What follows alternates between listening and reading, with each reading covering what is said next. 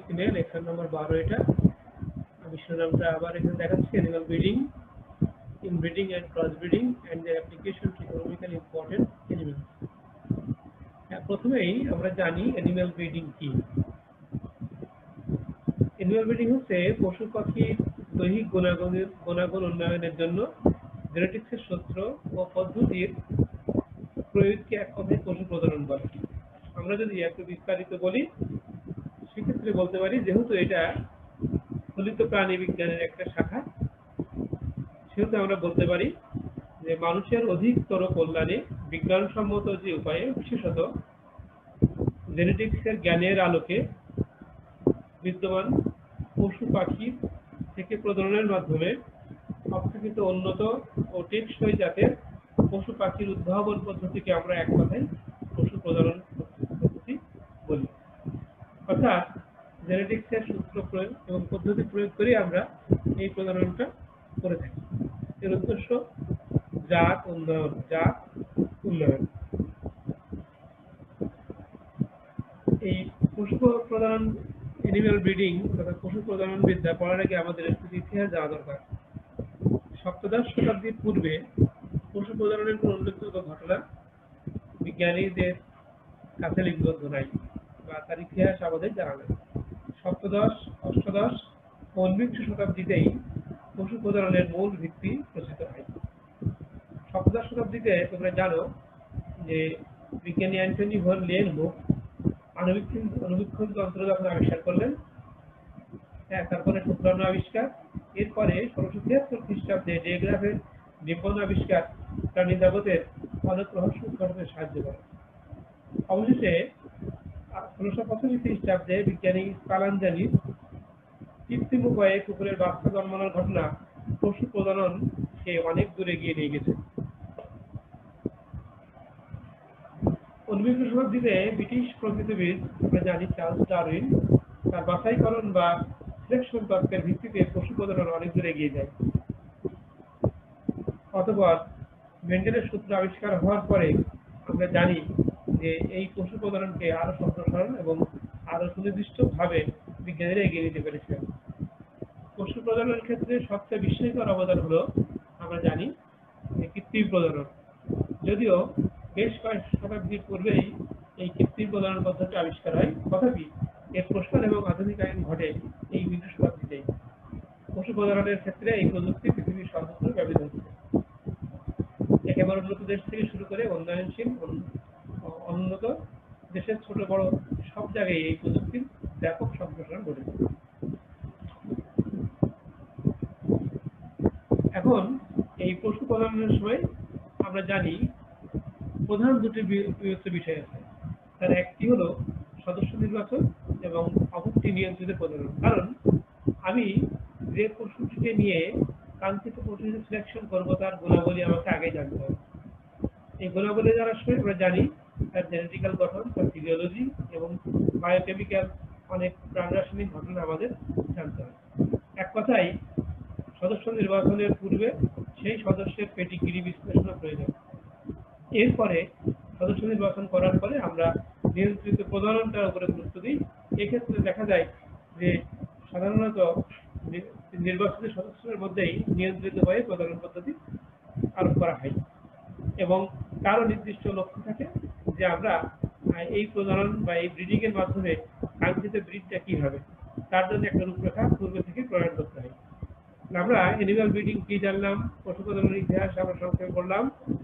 এরপরে এই animal breeding তথা পশু প্রজননের জন্য দুটো মৌলিক বিষয় বিবেচনায় আসে, একটি সদস্য নির্বাচন, আরেকটি হচ্ছে নিয়ন্ত্রিত প্রজনন। এখন দেখতে পাচ্ছ আমরা যখন আমরা আমাদের কোনো খামারে বা গবেষণাগারে এটা করতে যাব, তখন এটা একটা ছক বাঁধা প্রোগ্রাম বা আমরা নির্দিষ্ট সূচি অনুযায়ী আগাতে হয়। যেমন আমরা এই যে পশু প্রজনন করবো, এটা কোন পদ্ধতি করবো, এক নম্বর দেখতে পাচ্ছ ডেফিনিশন অফ প্রোডাকশন সিস্টেম, আমরা এখান থেকে কি উৎপাদন পাবো তার সুনির্দিষ্ট ব্যাখ্যা। তারপরে আমরা যে ব্রিডিংটা পাবো সেখান থেকে কি কি পেতে পারবো তার লক্ষ্য এবং উদ্দেশ্য।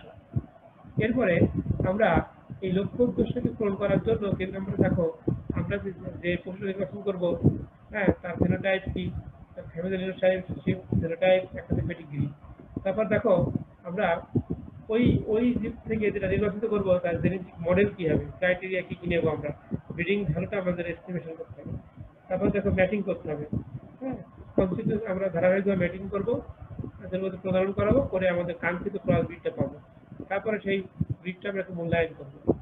যদি আমরা এই কাজগুলো ধারাবাহিকভাবে করতে পারি তাহলে আমরা ব্রিডিং যে কোনো প্রোগ্রামটা আমরা বাস্তবায়ন করতে পারবো। কারণ আমরা জানি প্রত্যেকটি পরীক্ষার আগে একটা কর্ম পরিকল্পনা প্রণয়ন করা লাগে। সেই প্রণয়ন ছাড়া কিন্তু কোনো গবেষণায় কি সার্থক হয় না। এই জন্যে আমাদের যে কোনো অ্যানিমাল ব্রিডিং এর যে কোনো পদ্ধতি আরোপের পূর্বেই একটা ব্রিডিং প্রোগ্রাম আমাদের দাঁড় করানো উচিত। এখন দেখো পশু প্রজনন বিদ্যা পদ্ধতির শ্রেণীবিন্যাস। আমরা এই যে পশু প্রজনন করছি এইটার মৌলিক দুটো শ্রেণীবিন্যাস আছে। আমরা একটাকে ভাগ করছি ইনব্রিডিং, একটা বলছে আউটব্রিডিং। নিকট সম্পর্কিত স্ত্রী এবং পুরুষের মধ্যে যখন ক্রস হয় তাকে ইনব্রিডিং বলি আমরা। আসলে এই ইনব্রিডিং বিষয়টি এই সম্পর্কের নিকটের মাত্রা নির্ভর করাও কিন্তু বেশ জটিল। তবে জেনেটিক্সের ভাষায় আমরা বলি কোনো পপুলেশনের সদস্যগুলোর মধ্যে বিদ্যমান জেনেটিক সম্পর্কের তুলনায় অধিকতর জেনেটিক মিল সম্পন্ন সদস্যদের মধ্যে সংগঠিত ক্রস ব্রিডিং বলি। এটাকে আমরা আবার দুই ভাগে ভাগ করছি, ক্লোজ ব্রিডিং এবং লাইন ব্রিডিং। একইভাবে আমরা আউট ব্রিডিং বলতে বুঝি দূর সম্পর্কের দুটো ব্রিডের মধ্যে আমরা ক্রস করবো, রক্তের সম্পর্ক নয় এরকম।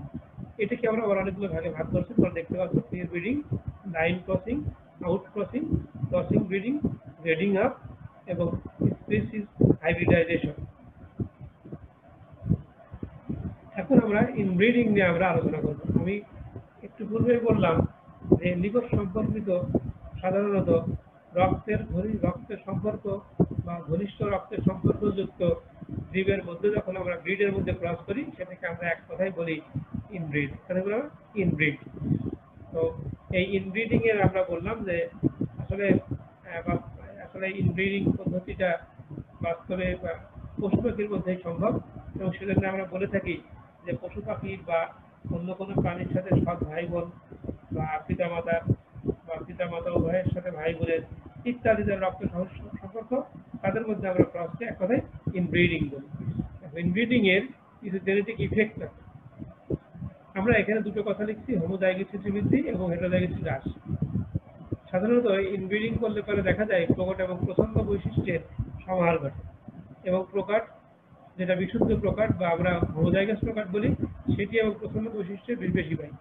এই জন্যে এটা একটা মৌলিক সমস্যা।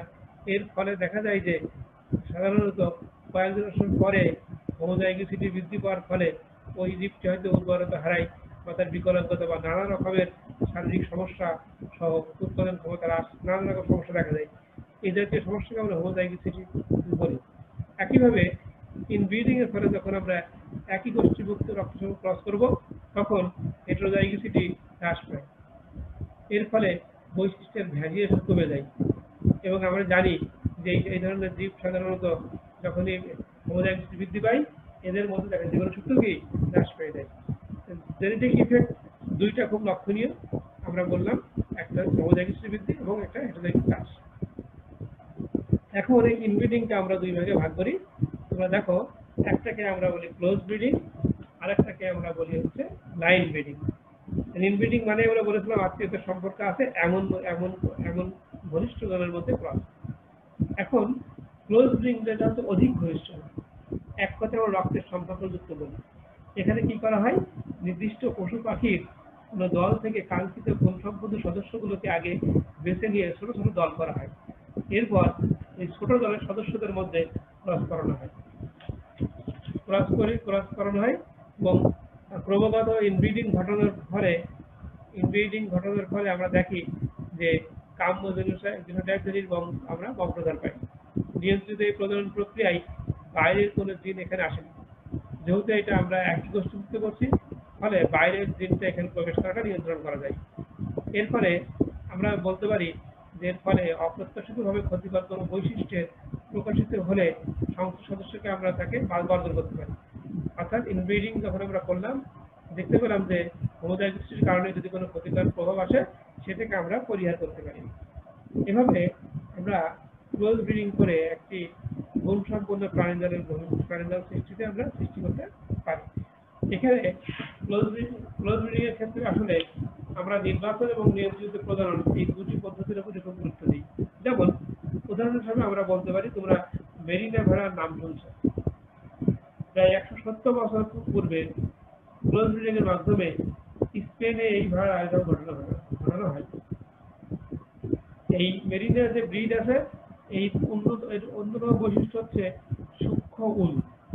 এর যে দেহের যে পশম, এটা খুব সূক্ষ্ম, এখান থেকে সূক্ষ্ম উল তৈরি করা হয়। গবেষণায় দেখা গেছে যে মেরিনা ভেড়ার পূর্বপুরুষদের দেহে 2 ধরনের উল বা পশম ছিল। এখন এখান থেকে ক্রসের মাধ্যমে, ইনব্রিডিং এর মাধ্যমে তারা হোমোজাইগোসিটি বৃদ্ধির মাধ্যমে, নিয়ন্ত্রিত প্রজননের মাধ্যমে দেখা যায় যে সূক্ষ্ম পশমধারী একটা একটা ব্রিডের সেখানে তারা ব্রিডের জন্ম উৎপন্ন করলো। সেই ব্রিডটাকে তারা বললো মেরিনা ব্রিড। এটা ভেড়ার ক্ষেত্রে এরকম আপনার উদাহরণটা বললাম, এরকম অসংখ্য ব্রিড সৃষ্টি সম্ভব হয়েছে ইনব্রিডিং এর মাধ্যমে। একইভাবে আমরা ইনব্রিডিং এর আরেকটি প্রকার হচ্ছে লাইন ব্রিডিং। এটা এটা একটু আমরা জেনে নিই। প্রত্যাশিত গুণ বিশিষ্ট কোনো পূর্বপুরুষের সাথে ঘনিষ্ঠ জেনেটিক সম্পর্কযুক্ত যে বজায় রেখে যে ইনব্রিডিং ঘটানো হয় তাকে লাইন ব্রিডিং বলি। প্রত্যাশিত গুণ বিশিষ্ট কোনো পূর্বপুরুষের সাথে ঘনিষ্ঠ জেনেটিক সম্পর্ক বজায় রেখে যে ইনব্রিডিং ঘটানো হয় তাকে আমরা লাইন ব্রিডিং বলি। তোমরা জানো, দ্রুতগামী ঘোড়া বা রেসার যে ঘোড়াগুলো আছে, এই ঘোড়াগুলো কিন্তু আমরা লাইন ব্রিডিং এর মাধ্যমে কিন্তু এই জাত উন্নয়ন করছি। এখানে আমরা বলতে পারি যে আধুনিক দ্রুতগামী যে ঘোড়া আছে, তিনটি হচ্ছে অ্যারাবিয়ান স্টালিয়ন এর বংশধর। 1689 থেকে 1730 সালের মধ্যবর্তী সময়ে ইংল্যান্ডে আমদানিকৃত এই ধ্বজের সাথে স্থানীয় ফিমেল ঘোড়ার ক্রস করে আমরা দেখলাম যে F1 জেনারেশনে দ্রুতগামী ঘোড়ার জন্ম হয়। এরপরে F1 ঘোড়াগুলোকে নির্বাচন করে আবার ইনব্রিডিং করা হয়। এরপরে F2 তে উৎপন্ন স্টালিয়নগুলোকে দ্রুতগামী ঘোড়া করা হয়। এই যে এভাবে আমরা লাইন ব্রিডিং করলাম। মানে আমরা ইনব্রিডিংটা আমরা বললাম ক্লোজ সম্পর্কযুক্ত, এটিকে দুটো ভাগে ভাগ করলাম। ক্লোজ ব্রিডিং একেবারে ঘনিষ্ঠ রক্ত সম্পর্কযুক্ত, এটা আমরা বলতে পারি যে সহোদর ভাই বোনের মধ্যে। কিন্তু লাইন ব্রিডিং কিন্তু দূর সম্পর্ক, হয়তো দাদা নাতি এরকম সম্পর্ক দেখা যায়। এরকম ক্রস করেছে আমরা সরাসরি লাইন ব্রিডিং করি। আমরা ইনব্রিডিং ও লাইন ব্রিডিং বুঝলাম। এখন তোমরা দেখো, ইনব্রিডিং এর যেটা সবচেয়ে বড় অসুবিধা হোমোজাইগোসিটি, সেটা আমরা করব। এখন ইনব্রিডিং এর কি সুবিধা আছে আমরা একটু দেখে নিই। দেখো, হোমোজাইগোসিটি বৃদ্ধি পায়, হেটেরোজাইগোসিটি হ্রাস পায়, বিশুদ্ধ লাইনের উপজাত সৃষ্টি হয়, ক্ষতিকর জেন্ডারে হোমোজাইগাস সদস্য অপসারণ করবে। তা সত্ত্বেও এর বেশ কিছু অসুবিধা আছে, সেগুলো আমরা দেখি। অস্বাভাবিকতা বৃদ্ধি পায়, কারণ যেহেতু হোমোজাইগোসিটি বৃদ্ধি পায়, ফলে দেখা যায় যে ক্ষতিকর বৈশিষ্ট্যগুলো কাছাকাছি আসার সুযোগ পায় বেশি। উপকারী জিনের আগমন রোধ করে, যেহেতু বাইরে থেকে কোনো জিন এখানে প্রবেশের কোনো সুযোগ নেই, পরিবেশে খাপ খাওয়াতে ব্যর্থ হয়, জীবনী শক্তি, দৈহিক বৃদ্ধি এবং উৎপাদন হ্রাস পায়, প্রজনন ক্ষমতা হ্রাস এবং মৃত্যুহার বৃদ্ধি পায়। এই জন্য সাধারণত বিজ্ঞানীরা ইনব্রিডিংকে এখন নিরুৎসাহিত করে। আমরা ইনব্রিডিং এ বারবার একটি শব্দ বলছি, হোমোজাইগোসিটি। সেটা কিভাবে আসে আমরা জানি যে একটা পপুলেশনে 3 ধরনের জিনোটাইপ থাকে। আমরা জানি প্রকার 2 ধরনের এবং প্রসন্ন কি 1 ধরনের। দেখো, এই প্রকারের মধ্যে আবার দেখো, একটা হোমোজাইগাস প্রকার, একটা হেটেরোজাইগাস প্রকার।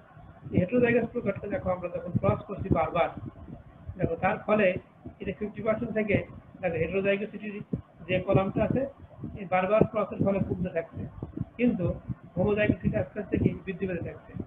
এর একমাত্র কারণ হচ্ছে যে একই আত্মীয়তার সম্পর্কের মধ্যে বা একই ব্রিডের মধ্যে বারবার যখন আমরা ক্রস করছি সম্পর্কযুক্ত, তখন সাধারণত হেটেরোজাইগোসিটি হ্রাস পাচ্ছে আর হোমোজাইগোসিটি বৃদ্ধি পাচ্ছে।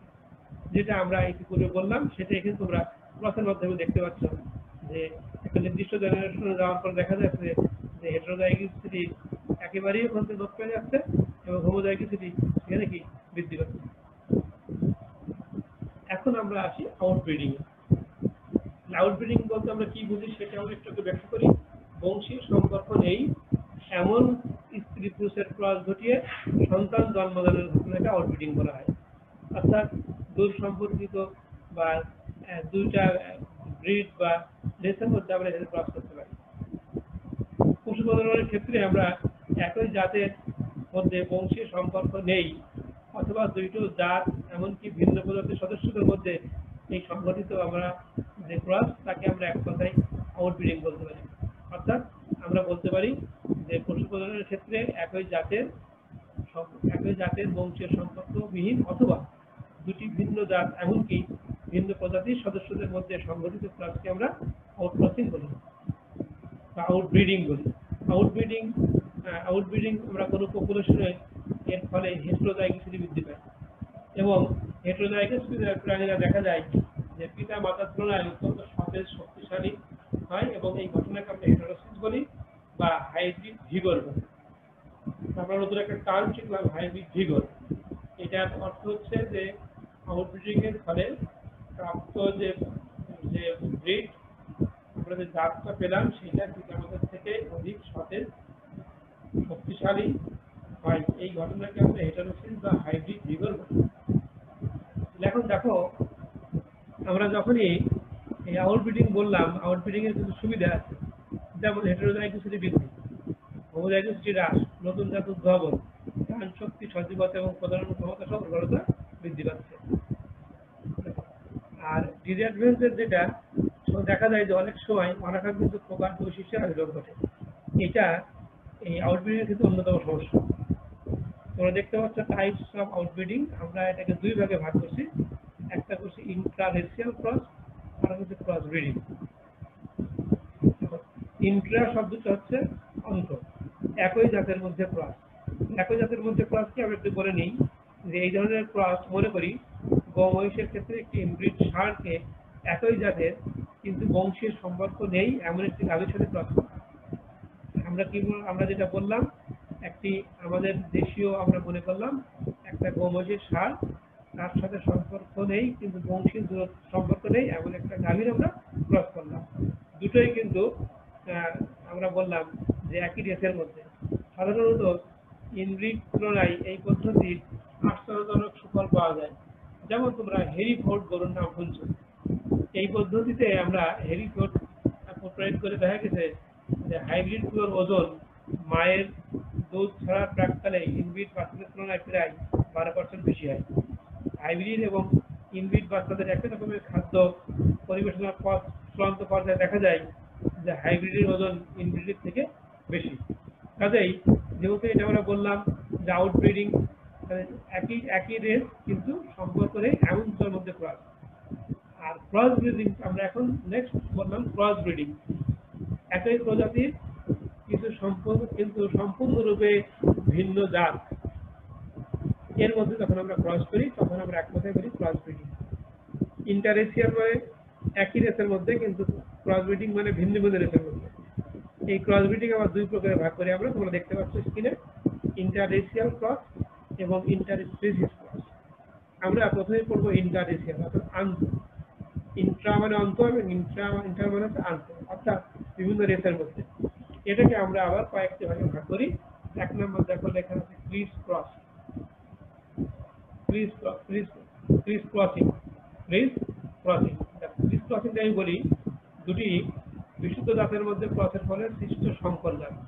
দুটি বিশুদ্ধ জাতের ক্রসের মধ্যে সৃষ্ট সংকর জাতকে প্রথম একটি প্যারেন্টাল বিশুদ্ধ জাতের সাথে এবং এর ফলে সৃষ্ট অপত্য কোষকে অপর প্যারেন্টাল জাতের সাথে ক্রস করাকে আমরা এক কথায় বলি ক্রিস ক্রসিং। অর্থাৎ আমরা দেখা যায় যে সকল জেনারেশনের সাথে সংকর জাতকে আমরা একান্তভাবে প্যারেন্টাল ক্রস দিয়ে ক্রস করি। এর ফলে যে ক্রসটা হয় তাকে আমরা বলি ক্রিস ক্রসিং। দেখো, আমি একটু উদাহরণ রাখছি, জার্সি এবং শাহিওয়াল প্যারেন্টাল জাত। এরপরে সংকর জাত আসলো, তার সাথে যদি আমি প্যারেন্টাল জার্সি জাত ক্রস করি এবং পরবর্তী সংকরের সাথে আমি আবার শাহিওয়াল ক্রস করলাম, তাহলে একান্তভাবে আমি দেখলাম সংকর জাতের সাথে পর্যায়ক্রমে প্যারেন্টাল জাত ক্রস, একে বলা হয় ক্রিস ক্রসিং। এই ধরনের সকল সংকর জাতকে সাধারণত প্যারেন্টাল সাথে ক্রস করানো হয়। লক্ষ্য করো, ব্যাক ক্রসিং। দুটি বিশুদ্ধ জাতের থেকে সৃষ্ট সংকর জাতকে যদি পিতা বা মাতার সাথে ক্রস করা হয় তাকে ব্যাক ক্রসিং বলা হয়। দেখো, তোমরা এখানে দেখতে পাচ্ছ জার্সি এবং শাহিওয়াল প্যারেন্টাল জাত। এদের থেকে এখানে সংকর জাত আসলো, তার সাথে আমি জার্সি বা শাহিওয়াল যে কোনো একটা প্যারেন্টাল ক্রস করাবো। একে বলা হয় ব্যাক ক্রসিং। এরপরে দেখো ট্রিপল ক্রসিং। ট্রিপল ক্রসিংটা তোমরা একটু লক্ষ্য করো।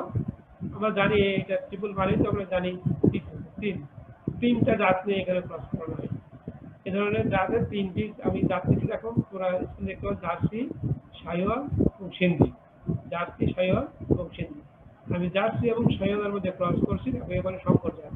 তার সাথে আমি সিন্ধি ক্রস করছি, তার সাথে ক্রস করে আবার শঙ্কর জাত পেলাম, তার সাথে আবার জার্সি ক্রস করলাম, এরপর আবার শঙ্কর জাত, আবার কি শাহিওয়াল। যদি আমি ধারাবাহিকভাবে এভাবে ক্রস করি তিনটা প্যারেন্ট নিয়ে বা তিনটা জাত নিয়ে, আমি এই ক্রসকে আমরা বলি ট্রিপল ক্রসিং। ট্রিপল ক্রসিং অর্থাৎ এই এই এই এই ক্রসিং এর মূল ভিত্তি হচ্ছে, আমি যদি F1 বলি, এরপর আমি যদি জার্সিকে A বলি, শাহিওয়ালকে B বলি, সিন্ধি C, F1 গুণ C, দেন F2 গুণ B, then A, then F3 গুণ C, আবার হয়তো A আসবে, ধারাবাহিকভাবে কি চলতে থাকবে। আউট ক্রসিং, এটা আমরা বললাম যে একেবারে ভিন্ন সম্পর্ক দুটো আমরা রেসের মধ্যে ক্রস করব, যেমন জার্সি গাভী আর জার্সি ষাঁড়। এখন আমরা আসি যে অন্যতম একটি পদ্ধতি গ্রেডিং আপ। গ্রেডিং আপ এর মাধ্যমে সাধারণত অনুন্নত জাতকে উন্নত জাতে পরিণত করা হয়। উন্নত জাতে পরিণত করা যায়। লক্ষ্য করো, গ্রেডিং আপ আমরা বলতে কি বুঝি? একটি কম উৎপাদনশীল উন্নত জাতের পশু পাখিকে ধাপে ধাপে উন্নত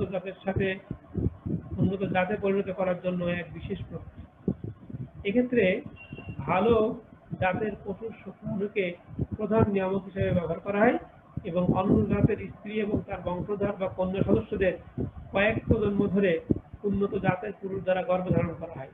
ফলে প্রতিটি জেনারেশনেই জেনেটিক গুণাগুণ ক্রমশ কি উন্নত হয়। এক পর্যায়ে উন্নত জাতটি আদর্শ জাতে পরিণত হয়।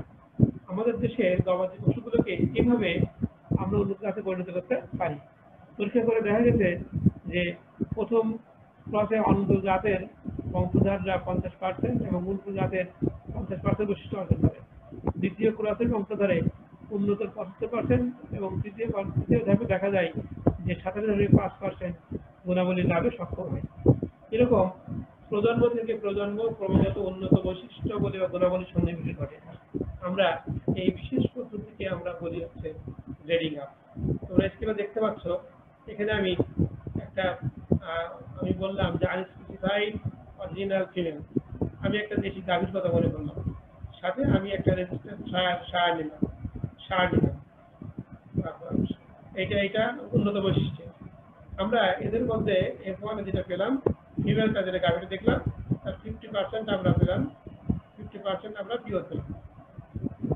তার সাথে আমি আবার এই উন্নত ষাঁড়ের ক্রস করলাম, 75% বৈশিষ্ট্য করতে।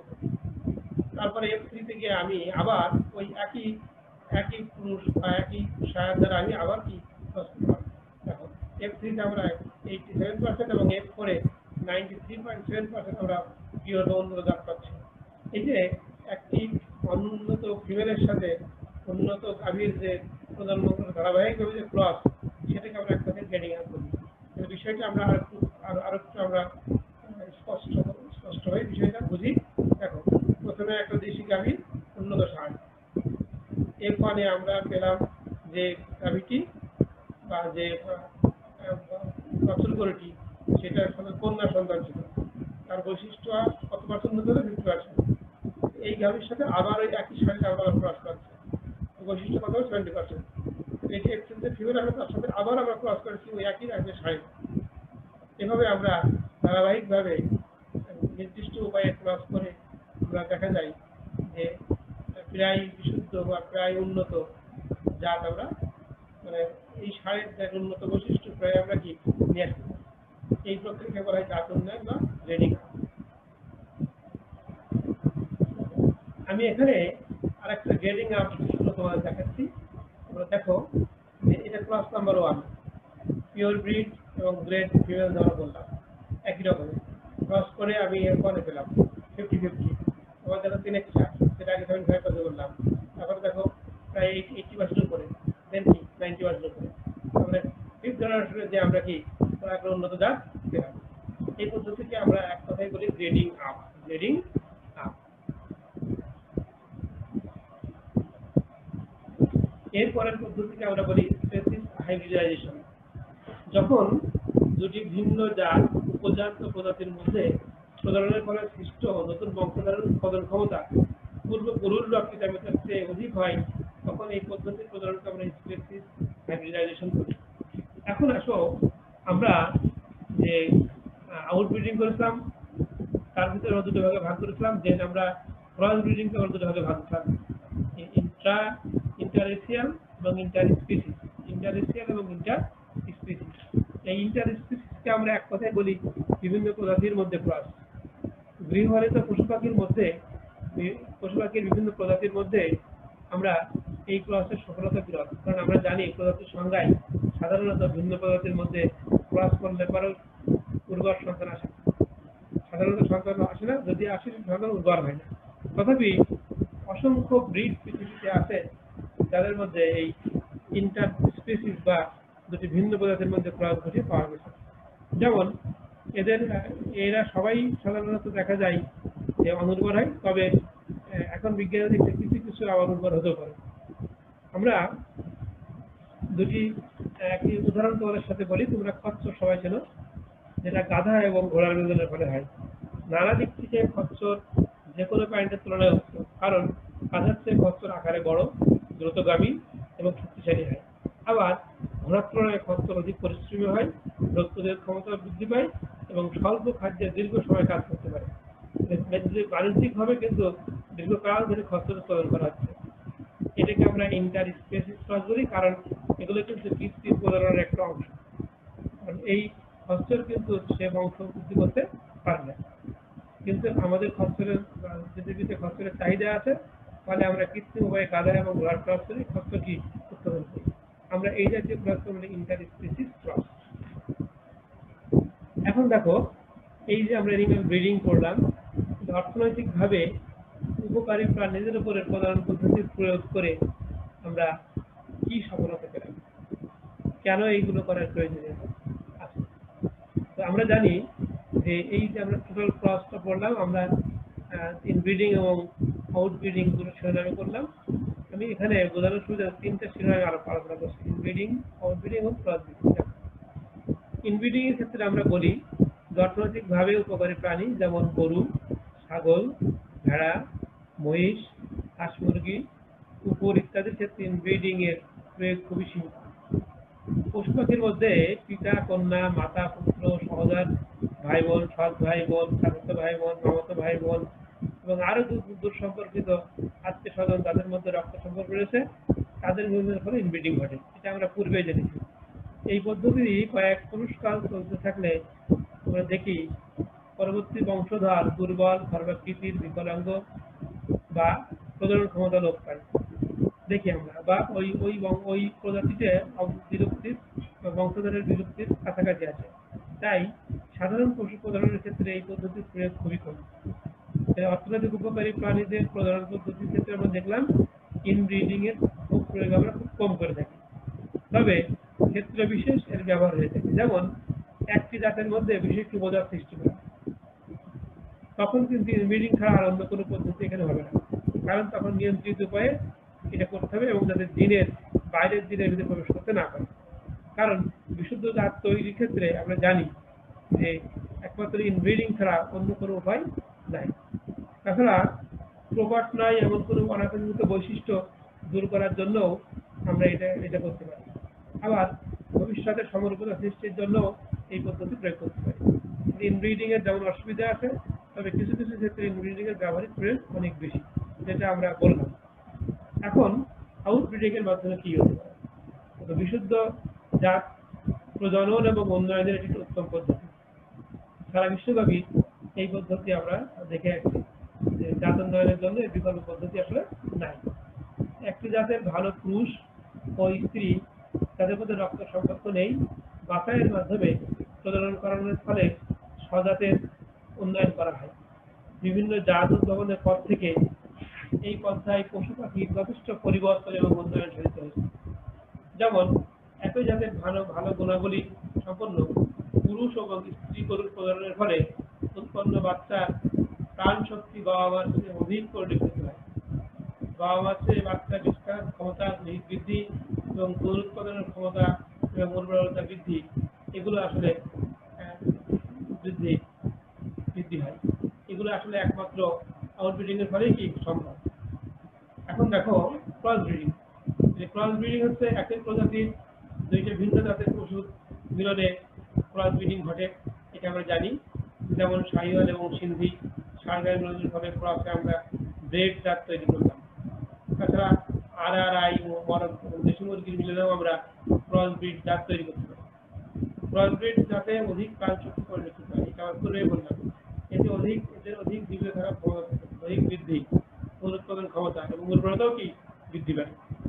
এই জন্য এই এই এই ক্রস ব্রিডিং এর জন্য প্রয়োজন হলো দুইটা জাতের বিশেষ গুণাবলী একত্রে সংমিশ্রণ করা। যেমন তোমরা এখন জানো যে আমরা আমাদের ক্ষেত্রে যেগুলো আমাদের দুগ্ধ সংগ্রহকারী গরু আছেন, যেগুলো ডেইরি খাবার করি, সেটা কিন্তু আমরা মাংসের দিকে যাই, আমরা দুগ্ধ প্রোডাকশনের দিকে যাই। তাহলে আমাদের দেশি গরুর দুধ থেকে এখন কিন্তু আমরা বাইরের যে ক্রস গরুগুলো আমরা যেগুলো উৎপন্ন করছি সেগুলো কিন্তু অনেক বেশি দুধ দেয়। এর একমাত্র সম্ভব হয়েছে এই যে ক্রস ব্রিডিং এর মাধ্যমে।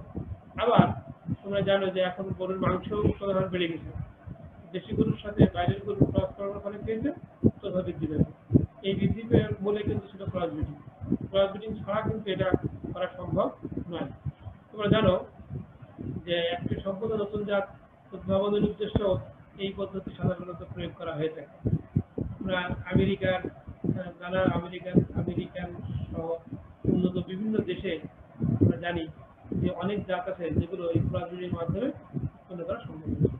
এখন আমরা এতক্ষণ আমরা আউটব্রিডিং করলাম, তাহলে আউটব্রিডিং এর সুবিধাগুলো কি আমরা একটু জেনে নিই। আমরা প্রথমে বললাম এটাতে হেটেরোজাইগোসিটি বৃদ্ধি পায়, অর্থাৎ বৈশিষ্ট্যের উন্নয়ন ঘটে।